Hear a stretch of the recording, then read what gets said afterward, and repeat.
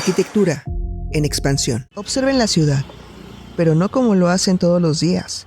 No como un conjunto de edificios, tráfico y rutinas que se repiten, sino como lo que realmente es. Un sistema vivo, un organismo donde cada persona no solo se mueve, sino que sostiene algo que no se ve, algo que no eligió conscientemente, pero que determina más de lo que imagina. Porque hay una idea profundamente instalada que casi nadie cuestiona. Creemos que las estructuras que nos sostienen son externas, que dependen del concreto, del acero, del dinero o del estatus. Y vivimos intentando fortalecer eso, como si ahí estuviera la estabilidad. Pero eso es solo fachada. Las estructuras reales son invisibles y no están en la ciudad. Están dentro de cada persona que camina en ella, operando en silencio, organizando decisiones, frenando avances, generando tensiones que no siempre tienen explicación lógica. Cada individuo que ves cruzar una calle carga consigo una arquitectura completa, con cimientos que no eligió, con planos que no diseñó y con decisiones que fueron tomadas mucho antes de que pudiera entenderlas. Y aún así, las ejecuta como si fueran propias.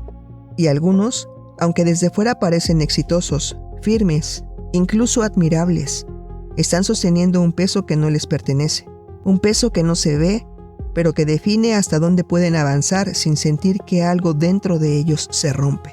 Hoy no vamos a hablar de éxito, vamos a hablar del precio invisible que a veces pagas por alcanzarlo. Bienvenido, bienvenida a Arquitectura en Expansión. Julián está frente al edificio, y lo que ve cualquier otra persona sería suficiente para confirmar que ha llegado. Cristal impecable, líneas precisas, altura que impone, un símbolo claro de estatus y logro. Pero lo que ocurre en él no coincide con esa imagen, porque aunque todo en su exterior refleja control, hay microseñales que revelan otra historia. Una tensión contenida en la mandíbula, un ajuste innecesario en la corbata, una pausa apenas perceptible antes de dar el primer paso. Y eso es lo importante. Cuando alguien duda frente a algo que ya ganó, el problema no está en la oportunidad, está en la estructura interna que sostiene la forma en que interpreta ese momento. Julián no está frente a un edificio, está frente a una frontera, porque cada paso que da hacia la entrada no se siente como avance, se siente como separación, como si acercarse a ese lugar implicara alejarse de algo más profundo, algo que no logra nombrar, pero que su cuerpo sí reconoce. Entra, y el sonido de sus zapatos sobre el mármol es limpio, elegante, perfectamente alineado con el entorno. Pero dentro de él hay otro sonido superpuesto, uno más antiguo, más pesado, el golpe de una pala contra tierra húmeda, el ritmo de un esfuerzo que no es suyo, pero que vive en su sistema. Porque Julián nunca trabajó en construcción, nunca cargó cemento, nunca vivió ese tipo de desgaste físico, pero su padre sí. Y aunque nadie se lo explicó, su cuerpo aprendió que ese es el lenguaje del valor, que eso es lo que significa merecer. La puerta de la oficina se cierra y el ruido externo desaparece, pero no el interno, porque el silencio no siempre es calma, a veces es amplificación, y en ese espacio todo se vuelve más evidente.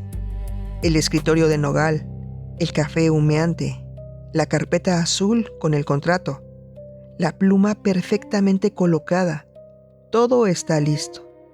Todo indica que el siguiente paso es lógico, esperado, incluso inevitable, pero no lo es. Porque cuando Julián mira el café, por un instante no ve café. Ve a su padre bajo el sol, bebiendo agua de una manguera, con las manos agrietadas, con el cuerpo cansado, pero sin detenerse. Y en ese contraste aparece la grieta. El problema no es que haya llegado lejos, es que su forma de llegar no se parece a la de quienes vinieron antes. Y en muchos sistemas, eso no se vive como logro, se vive como traición. Toma la pluma y ahí ocurre algo que no tiene sentido desde la lógica, pero sí desde la estructura interna. Pesa más de lo que debería, más de lo que un objeto así puede pesar, porque no es pluma, es lo que representa. Si firma, cruza una línea invisible. Si firma, deja de parecerse a su padre. Si firma, entra en un nivel donde el sufrimiento ya no es requisito para validar el resultado. Y entonces aparece una tensión que no necesita palabras claras para sentirse. ¿Quién eres tú para vivir mejor que los que te dieron todo? Y eso no es duda, es identidad en conflicto. Aquí es donde la historia deja de ser solo Julián y se convierte en un patrón que se repite mucho más de lo que parece. Porque en muchos sistemas familiares el sacrificio no es una etapa, es una identidad, una forma de pertenecer, una narrativa que se transmite sin necesidad de explicarse. No fue fácil, nos costó tanto, tuvimos que aguantar. Y esas frases no solo describen el pasado, lo organizan, lo convierten en referencia, en estándar, en medida de valor. Entonces, cuando alguien dentro del sistema logra algo que rompe esa lógica, no siempre es celebrado internamente, aunque externamente sí lo sea, porque aparece un desajuste. El logro no coincide con la identidad heredada, y ahí es donde el sistema actúa, no desde afuera, desde adentro, a través de sensaciones que parecen personales, pero en realidad responden a una lógica colectiva. Ansiedad sin causa clara, culpa sin error evidente, sabotaje en momentos clave. No es falta de capacidad, no es falta de disciplina, es lealtad. Pero no una lealtad consciente, elegida o visible, sino una lealtad profunda que opera desde niveles que rara vez se cuestionan. Y aquí es donde esto deja de ser solo sobre Julián, porque si alguna vez has estado a punto de avanzar y algo dentro de ti te frena, no porque no puedas, no porque no sepas, sino porque hay una sensación extraña, como si algo no encajara, como si avanzar tuviera un costo que no puedes definir. Entonces, sabes exactamente de qué estamos hablando. Julián no tiene miedo a crecer, tiene miedo de dejar de pertenecer. Y si en su sistema pertenecer está asociado al sacrificio, entonces cualquier forma de éxito que no incluya sufrimiento se vuelve sospechosa, incómoda, incluso peligrosa. Por eso la pluma pesa, por eso el cuerpo duda, por eso el avance se convierte en conflicto. Pero hay un punto en el que algo cambia, no porque alguien lo obligue, no porque una explicación externa lo convenza, sino porque logra ver la estructura completa. Y cuando eso ocurre, la percepción se reorganiza. Julián entiende que el sacrificio de su padre no fue una regla que deba repetir, sino una base que le permitió llegar a un lugar distinto. Y esa diferencia lo cambia todo, porque elimina la idea de traición y la reemplaza por continuidad. Ya no es, si avanzo, abandono. Ahora es, si avanzo, continúo. Y eso no es solo una idea, se siente en el cuerpo. La respiración se vuelve más profunda, la tensión acumulada deja de sostener. El nudo constante desaparece y por primera vez el éxito no se experimenta como amenaza, sino como orden. Regresa a la pluma, la toma y esta vez no hay resistencia, porque ya no está dividido. Y cuando alguien deja de estar dividido, actuar deja de ser conflicto y se convierte en consecuencia. Julián firma.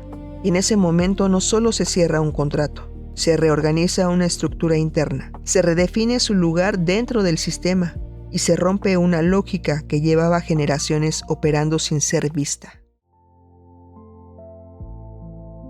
Esto no era solo la historia de Julián, era un espejo, porque muchas veces no es que no puedas avanzar, es que hay una parte de ti que cree que avanzar tiene un precio demasiado alto. Y mientras eso siga activo, cualquier intento de expansión se va a sentir como amenaza. Por eso la verdadera expansión no empieza cuando logras más, empieza cuando dejas de cargar lo que no es tuyo. Te espero en Ser Más Humano y en Axia, Reflejo Humano, porque entender es solo el inicio, expandirte es la verdadera obra.